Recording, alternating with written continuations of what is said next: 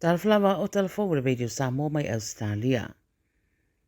A tonu wa maua se ai o le malanga le palemia o Ausetalia i Vietnam, ina wa maua mai se ripoti wa whaari manino ai le palemia o Anthony Albanese, to o lua tangata Ausetalia sa fuafua e whengai ma le whaasalanga o le oti i Vietnam, pe tai wa toe whaasa o lo toina.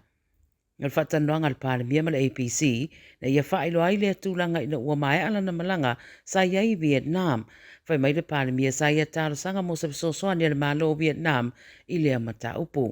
Whai mai sa ia talo sanga ina se visosoani le palemia o Vietnam, mai o oane lea waulu lea sonanafi, o sa inia le palemia le polo inga e whaasa o loto ai i e tangata e to lua. Ile o mawhai o na whae loa tangata ia, o na o le tāra sanga o la ainga, ma ua maua so lātou māpsanga i le tūlanga wa iei le mta upu. Sa anua fo le palemia e umi le tāla anga o le leta dia ina e Ausetalia o le whaasalanga oti, a toa ima le whina upea i upu whai o malo, mō o na tangata sitiseni e tau fia i atunu i whafo. Whai mai le ripoti wa levo na whinau a inga o i la ua o lo o a fia le mta upu le nei, mo le sairia se fisosoani, pe tai o le ua maua le leile fisosoani au pitosili, ta wala le malanga le palemia i Vietnam. E na ole se furu tolu tau sanga o sita mai titi le ua wha maonia mai wai ulawa ina maliu, mai ona manuanga i se afi tele na sasawane i le whaetua Western Australia i le vai aso taruai. O le whaalamlawe le neina riputia mai, o le sutolu tau sanga lea mai sita mai te to o lua e se furu lua ma le furu whātau sanga na mānunu o umai le afi lea i se whale i Mount Tarcoola ma avena tuai le wharamai o tamaiti i Perth mō tonga putinga.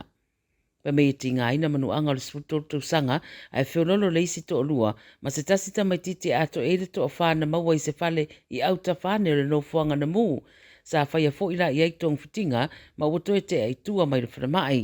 Peita i lau le ua whaamaonia mai e leo leo le tau na leila o maliu lava sita me titi lea sutolu tau sanga mai o na manuanga. Na whataria se whamtalanga wali ini mai leo leo e tusa i le mafua ango le afi ai po iai fo inisi na afia e se mai na iali i talavou e pei o na liputia. E to rua sui o kengi le Hells Angels le ua mōria i le whalamlawe na tawhana i nai se whale i sini i le masi na taluai. Wa manino mai li pote leo leo i le sol whalamlawe le sa tupu le salusu pito me na tawhana i se whale i South Coogee i le tu i sa sae o sini.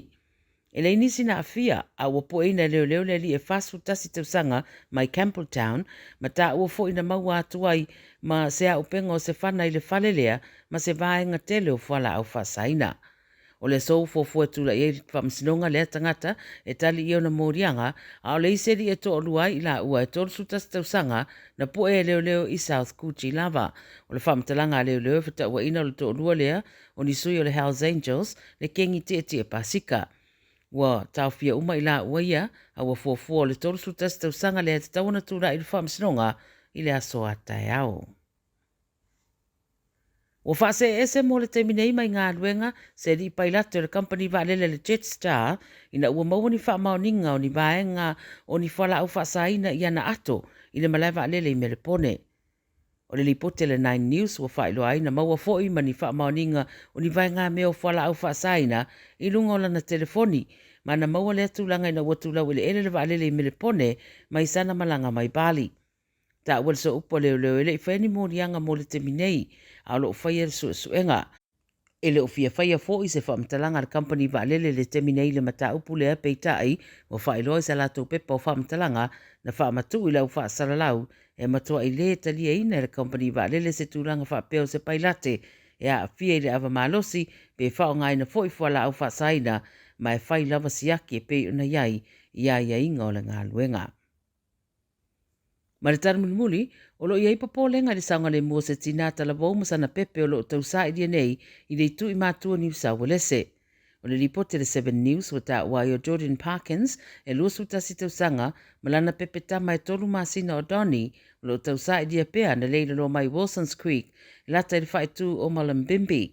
Whai maina muri wa aia i le tamaitai o Jordan o aveane le lata avale ma le pepe i le M1 i Brunswick Head po le tolu le waveala Susana te nei. O le tamaitai o se papalangi ma o whaelo i pute le 7 News e masaromiolo iei whaatasi masaisi tangata o se ali e lua sufitu tausanga e masan iai. O lo tausanga ina e leo leo so soania le atunu u le mata upulea a o fauto ina fo i le lautele i awane i a fea se tasi ai longo vave atu se ofisa o leo o la tane. Tala nā le radio Samoa mai Ausetalia, mo fu se swa poponga tai au, soifua.